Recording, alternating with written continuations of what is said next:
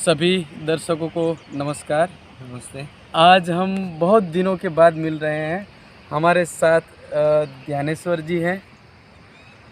ध्यानेश्वर जी ने विश्व मैत्री साइकिल यात्रा सन 2016 से उन्होंने शुरू की और पूरे विश्व में मैत्री, शांति, ये जो हमारे पुरातन समय से चले आ रहे हैं शाश्वत मूल्य हैं और शाश्वत मूल्य पूरे विश्व में कैसे उजागर हो, ये मायने रखते हुए इन्होंने 2016 से साइकिल यात्रा की है। आज हम ध्यानेश्वर जी को मिल रहे हैं। नमस्कार ध्यानेश्वर जी, बहुत खुशी होती है आपका हम स्वागत करते हैं। धन्यवाद। और हमारे दर्शकों को ये हम बताना चाहेंगे कि आपको ये विचार कैसे आया। पहले तो मैं सभी को नमस्ते कहूँगा, जय जगत। विशेषता ये है जो ग्राम शिल्पी काम कर रहे हैं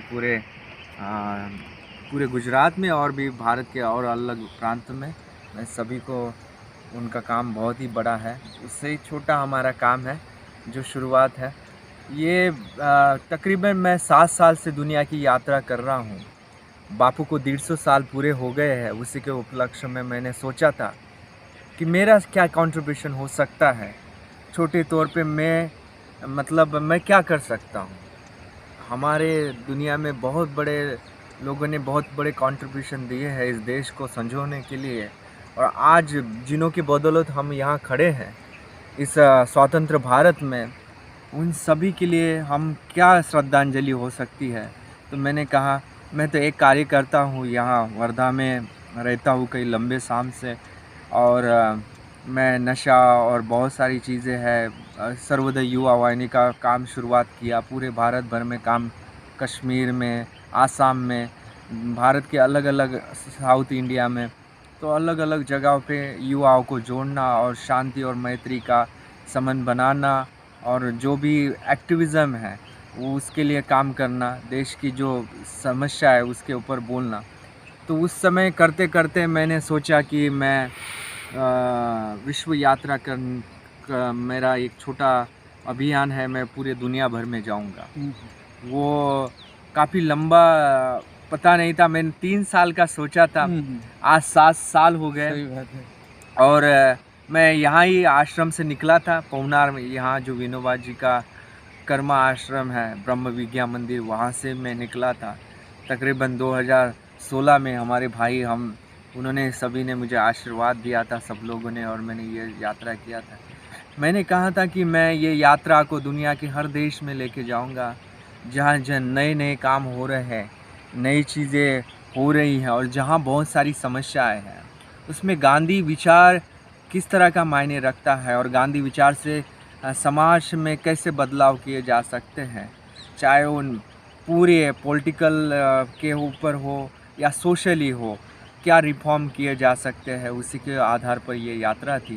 तो तकरीबन 46 कंट्रीज़ मैंने अभी पार किए हैं, और यहाँ अभी सभी से मिलने के लिए अभी पहुँचा हूँ, विराम देकर थोड़ा, और फिर वापस से वहाँ यात्रा में जाऊँगा और फिर और कंटिन्यू करूँगा।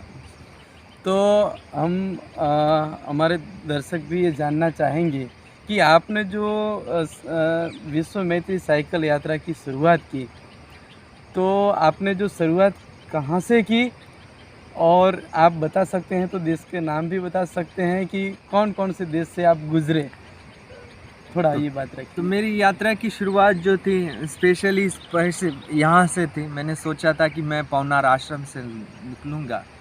एक पौनार आश्रम में एक एनर्जी है, एक जीवित आश्रम है। दुनिया के सभी आश्रम तो है, लेकिन गांधी का और विनोबा जी का ये जीवित आश्रम है, जहाँ बहुत सारी बहनें हैं, यहाँ भाई हैं, जिन्होंने पूरा जीवन लगाया है गांधी विचार को समाज में और देश बदलाने में।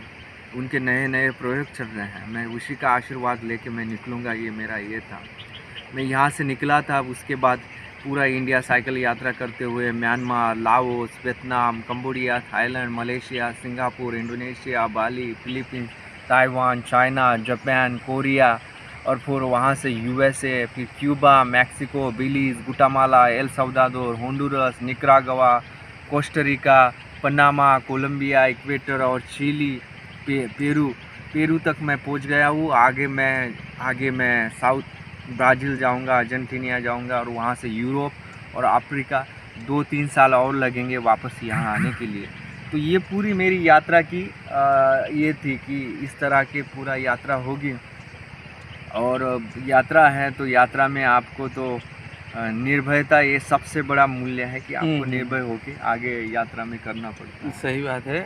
हम मोरेश्वर जी को ये भी पूछेंगे कि आपने जो ये यात्रा शुरू की उसमें आपको ऐसा कोई प्रसंग, ऐसी कोई घटना कि जो आपको आपके दिल को छू गई हो, और जब आप कुछ बता रहे हैं तो आपके मन में यही घटना आएगी, ऐसी कोई घटना है तो आप रखिए जो अच्छी आपको हाँ। पसंद आई हो कि हाँ।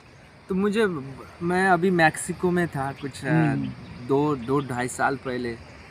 मैं साउथर्न मैक्सिको में था और मुझे पता नहीं, क्योंकि बहुत सारे देश होते हैं, आप जब निकलते हो तो कठिनाइयाँ तो आती है। आती रहती है। कभी बारिश है, कभी जंगल है, कभी पहाड़ है, 4-4 दिन तक खाना नहीं मिलता है, बहुत सारी कठिनाइयाँ होती है।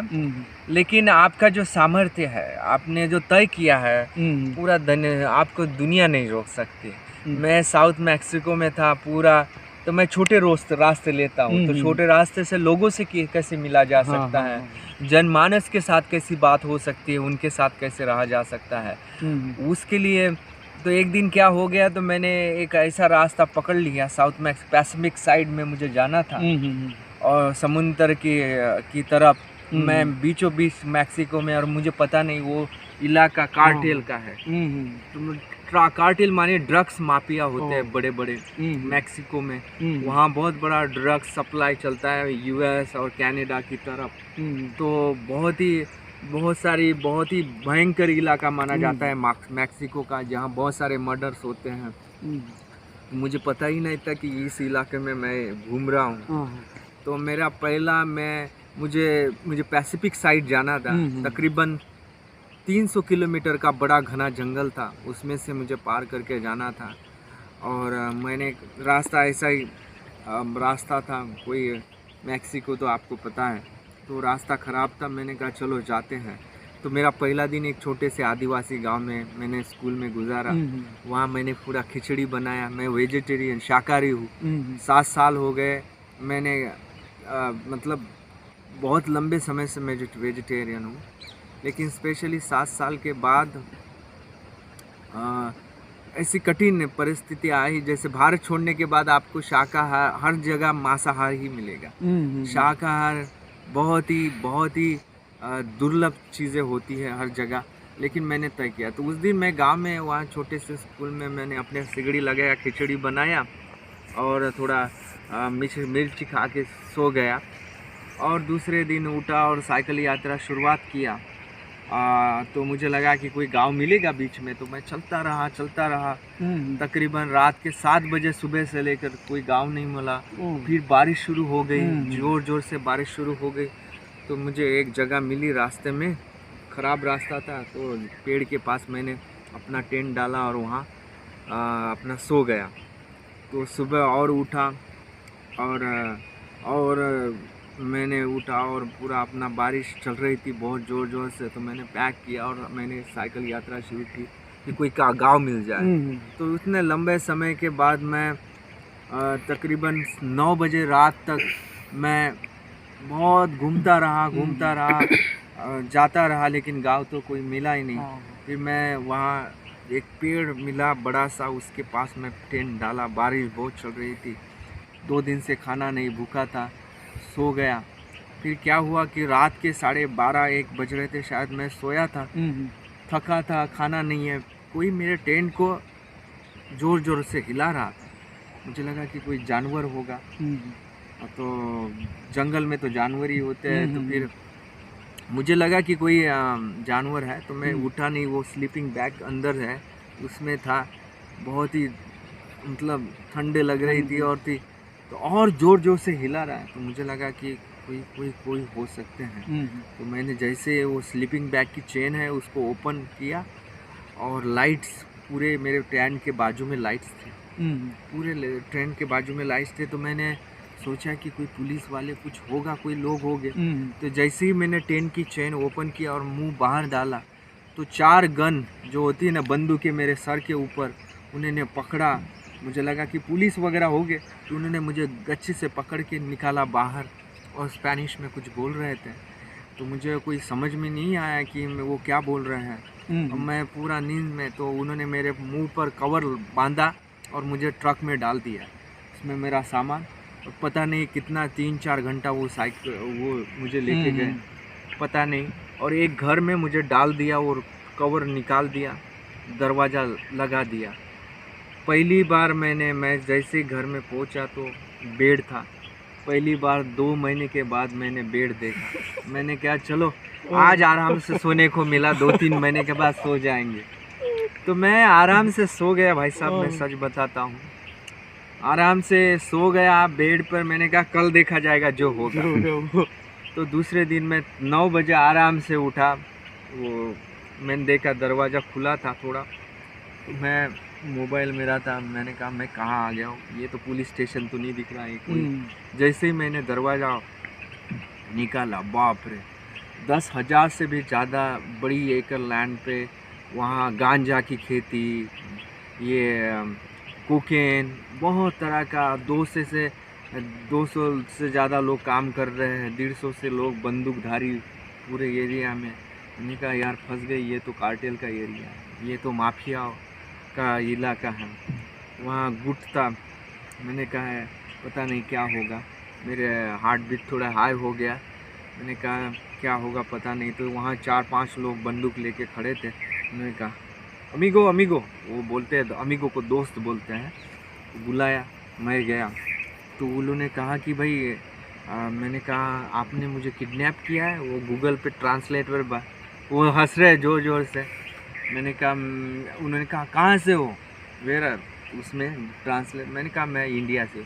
अरे इंडिया से हो, इंडिया में वो भारतीय खाना जानते हो, करी करी करी चिकन करी।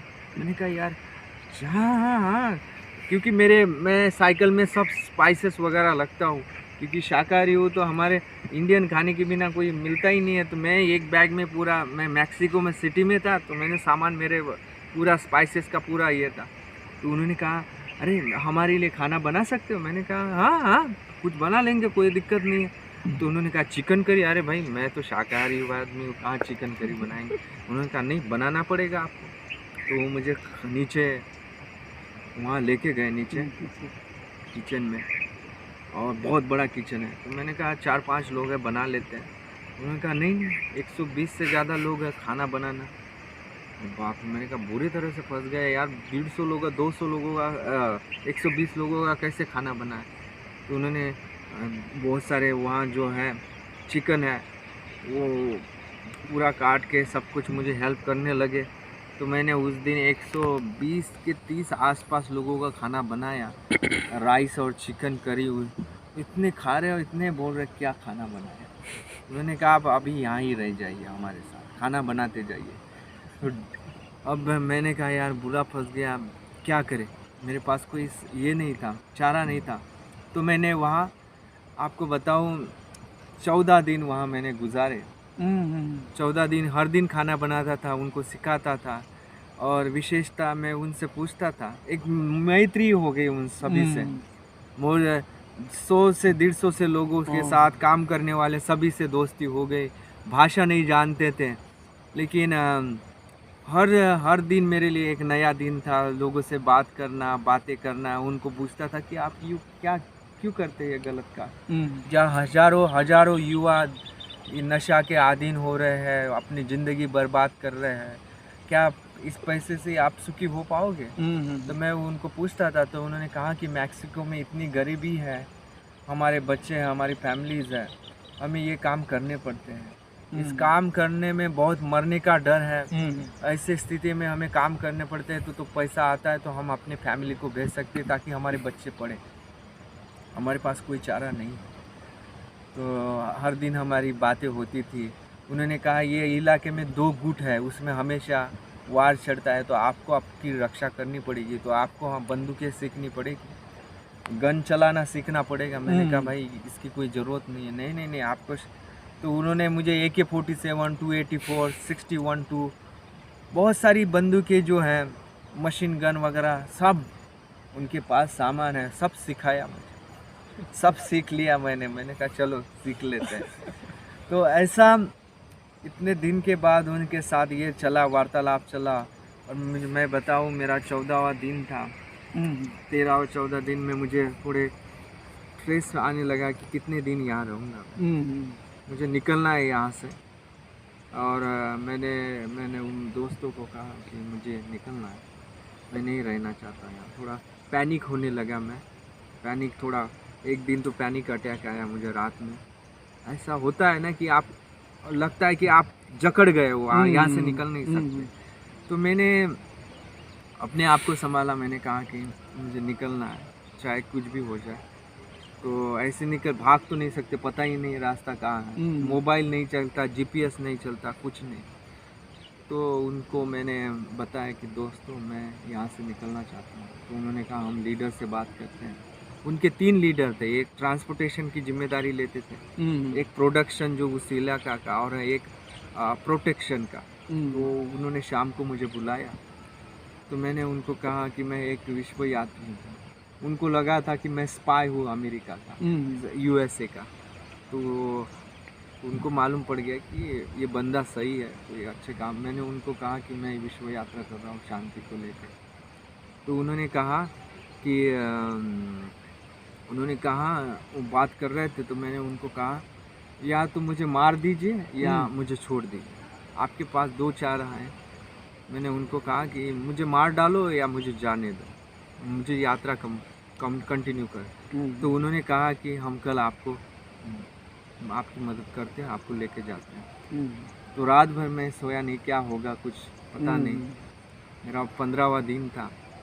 सुबह उठा, मैंने बैग पैक किया। सब लोग बड़े शांत से पूरे सैड थे और थे कि ये जा रहा है, जो दोस्त हमारा जा रहा है। सब लोग खड़े थे। तो हमारी बातें हुई। उन्होंने कहा कि पहली बार हमारे जीवन में कोई व्यक्ति ने हमें दोस्त कहा। हमसे पहली बार पूरे लोग हमें गालियाँ देते हैं, बोलते बदमाश है, ये है। लेकिन कोई पहली बार हमें कोई ऐसा व्यक्ति मिला जो हमें दोस्त कहा। शायद हमें पता नहीं कि हम बुरे हैं या कुछ है जो भी कर रहे हैं। तो मैं बहुत इमोशनल हुआ कि मेरे अंदर भी डर था, लेकिन वो मेरी परीक्षा थी। क्योंकि हमेशा हमारे जीवन में ये होता है कि हम गलत को गलत ही कहते हैं। जो लोग हैं जो गलत रास्ते पर आए हैं उनको हम और ढकेल देते हैं समाज के उन गलत स्थितियों में जहाँ हमें उनकी ज़रूरत होती है उनको निकालने की। गलत को तो जो गलत रास्ते पर लोग आए हैं उनको तो सभी, जैसे बुद्ध ने अंगुलीमाल था, उस टाइम में बुद्ध ने उसको ऐसा किया तो वो भिक्षु बन गया।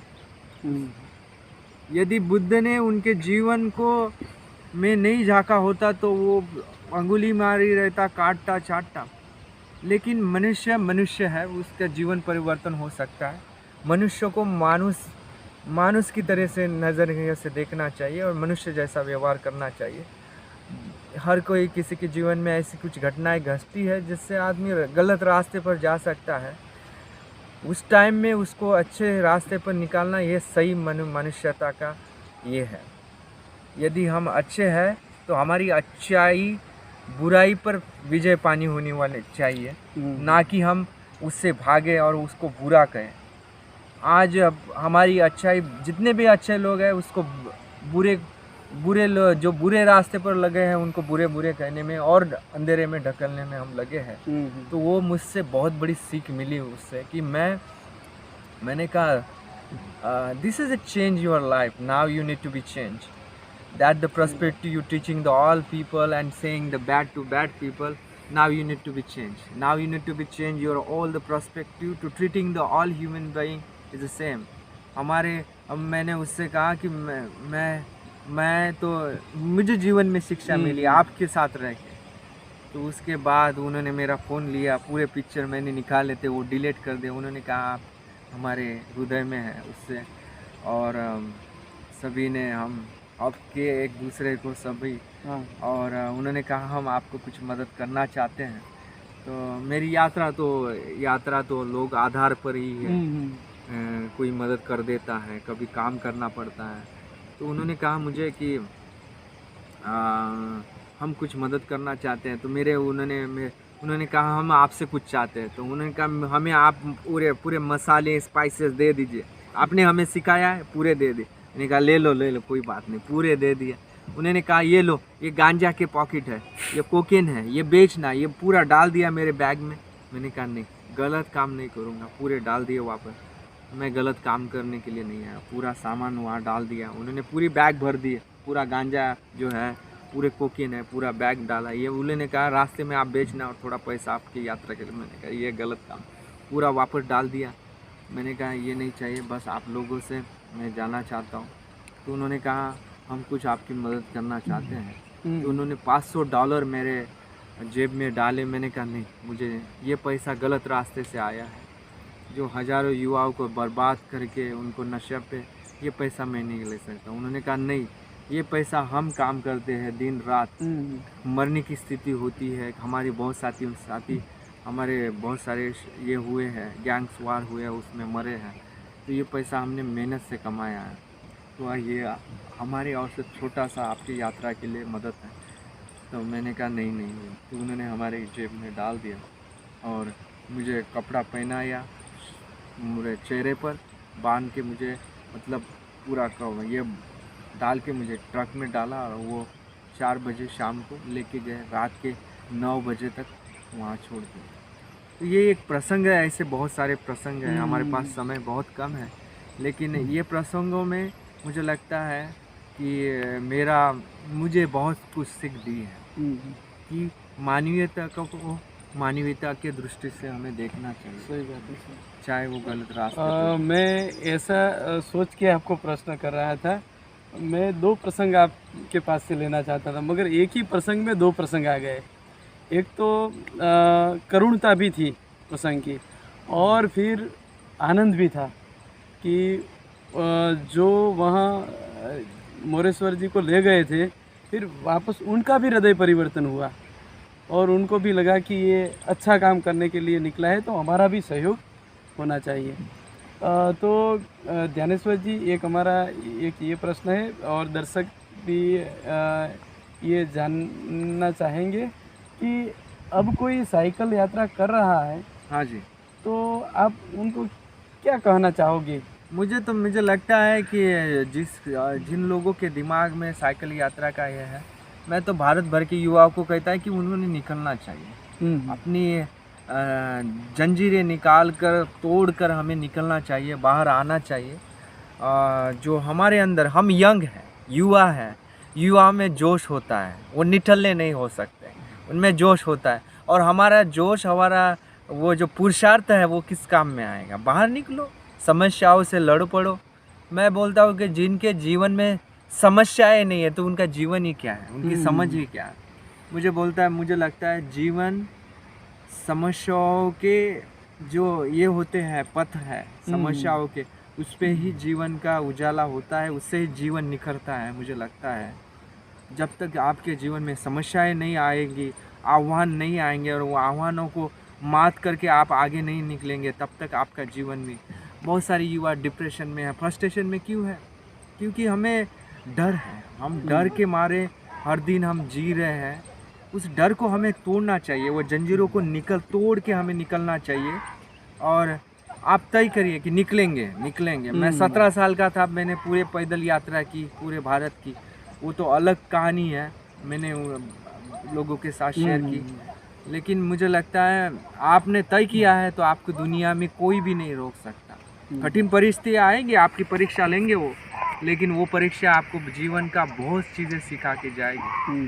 तो मुझे लगता है भाइयों, जो निकलना चाहते हैं हमें भी कांटेक्ट करें, वो हम आपसे ज़रूर अच्छी सलाह देंगे। और निकलिए बाहर निकलना युवाओं का सबसे बड़ी जिम्मेदारी है। तो कोई बहुत बड़ा समाज का वास्तविक अध्ययन होगा, समाज को देखने का अच्छा मौका मिलेगा। और मोरेश्वर जी, मैंने जाना था कि गूगल ने आपके ऊपर एक डॉक्यूमेंट्री बनाई है। जी, जी। तो आप दर्शकों को बता सकते हैं कि ये देखना है, मानो कि ये हमारी बात सुन रहे हैं, किसी को जिज्ञासा होगी कि जी, आपके बारे में ज़्यादा जानें, जी। तो कैसे जान सकते हैं? थोड़ा बताइए। जी, मेरी गूगल ने और बहुत सारे लोगों ने, मेरे एक दोस्त है ताइवान में थे, वो यूएस के थे, उन्होंने मेरी पहली डॉक्यूमेंट्री बनाई थी। उसके बाद गूगल ने 2 साल मेरे साथ पूरे दुनिया में घूम के उन्होंने बहुत ही छोटी 17 मिनट की एक फ़िल्म बनाई है। बहुत ही सुंदर है, उसमें आपको बहुत सारा इंस्पायरेशन मिलेगा। उसका नाम है पाडलिंग फॉर पीस। और आप यूट्यूब पे और गूगल पे जाके भी, आप, मेरा ब्लॉग है, गूगल ने बनाया है, आप हर देश की नई नई कहानियाँ हैं, तो मेरा नाम आप सर्च कर सकते हैं यूट्यूब पे, DNYAN स्पेस YEWATKAR। ये सर्च करिए, आपको मेरे बारे में पूरी जानकारी आप मिल जाएगी।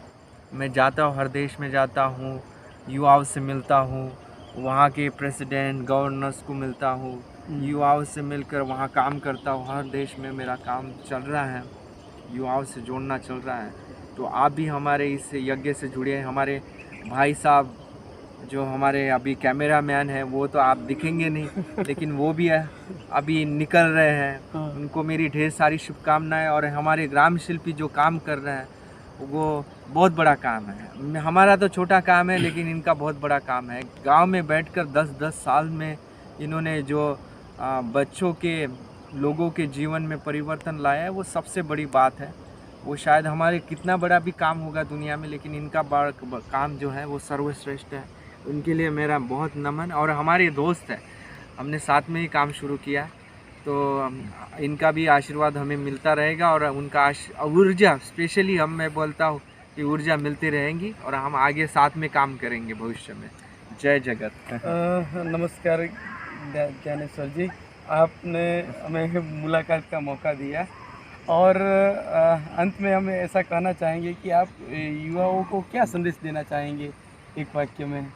मुझे बहुत, मैं तो कोई बड़ा आदमी नहीं हूँ संदेश देने के लिए, लेकिन मुझे ये लगता है कि आप इस दुनिया में पहली बार आए हो। मेरा नाम ज्ञानेश्वर है। ज्ञानेश्वर जो है जीवन में, ये दुनिया में पहली बार आया है। ये कॉन्शियसनेस पहली बार, ये नाक, ये आँख, ये चेहरा, ये व्यक्ति पहली बार आया है। इसको मत खोइए। समस्या आएगी, चली जाएगी। इस व्यक्ति को मत खोइए। ये व्यक्ति खुद खो जाएगा, मानिए आप खो जाएंगे। ये मैं हमेशा बोलता हूँ कि सब कुछ खोना चाहेगा, चला जाएगा, कपड़े चले जाएंगे, धन चला जाएगा, सब कुछ चला जाएगा, लेकिन व्यक्तित्व ख़त्म नहीं होना चाहिए। किसी डर के कारण, किसी इसके कारण, परीक्षा में फेल होने के कारण, जीवन में फेल होने के कारण आप अपने आप को मत खो दीजिए, क्योंकि ये व्यक्तित्व उससे कहीं बढ़कर है। इस व्यक्ति को निखारिए, और ये व्यक्ति को क्या रंग लाएगा वो आप भी देखेंगे। तो किसी भी समस्या के कारण अपने आप को मत ख़त्म करिए। आत्मा ख़त्म हो गया, अपने आप को ख़त्म हो गया, ये व्यक्ति दोबारा नहीं आएगा इस दुनिया में। ये कॉन्शियसनेस दोबारा नहीं आएंगे। ये व्यक्ति, ये आँख वाला व्यक्ति, ये सर वाला, ये ज्ञानेश्वर कभी नहीं आएगा। ये आपके पास अभी समय है। आप तय करिए कि आपको क्या करना है। नशा में और निठल्ले बैठ के रहना है, या कुछ करना है अपने जीवन के और समाज के लिए। जिस देश में हम जन्मे हैं, जिस देश के लिए हज़ारों लोगों ने कुर्बानियाँ दी है, उस समाज को बदलने के लिए आप लड़ेंगे, या उस गरीबी से आप निकले हो, जो गरीबी से, उससे निकलकर बाहर उस ऐसा समाज बनाएंगे और पढ़ेंगे, शिक्षा के क्षेत्र में हम आगे बढ़ेंगे। वो बहुत महत्वपूर्ण है। गरीबी तो एक ये है हमें मजबूत बनाने के लिए। आगे तो हमारा बहुत सारा दुनिया वेट कर रही है हमें हक करने के लिए। सही बात है। आज हम ज्ञानेश्वर जी को मिले, और उनसे जो बातें हुई है, हम समाज में पैदा तो हुए हैं, मानव समाज में। मानव समाज के लिए हमें कुछ करना है, तो कुछ करने के लिए हमारे पास बहुत सारे स्कोप हैं। ज्ञानेश्वर जी के साथ हम जब बात कर रहे थे, तो ज्ञानेश्वर जी के साथ साथ हम भी साइकिल यात्रा कर रहे थे। बहुत कुछ सीखने को मिला है। ये जो सीखने को मिला है वो हम हमारे जीवन में आगे तक बढ़ें और मानव समाज को हम कुछ दें, कुछ प्रदान करें। तो ज्ञानेश्वर जी, आपका हम शुक्रिया अदा करते हैं कि आप हमारे बीच आए। और वैसे तो हम जहाँ कहीं जाते थे तो आपकी बात रखते थे और हमारे युवा मित्रों को वो सर्च करने को भी कहते थे कि आप देखिए ऐसे भी काम हो रहे हैं जी। तो ये हमारे लिए आनंद का विषय है। सभी दर्शकों का हम आभार व्यक्त करते हैं और ज्ञानेश्वर जी के बारे में आप ज़्यादातर देखें, सुने, समझें और आप भी जीवन में ऐसा कुछ करें। सभी को नमस्कार, धन्यवाद।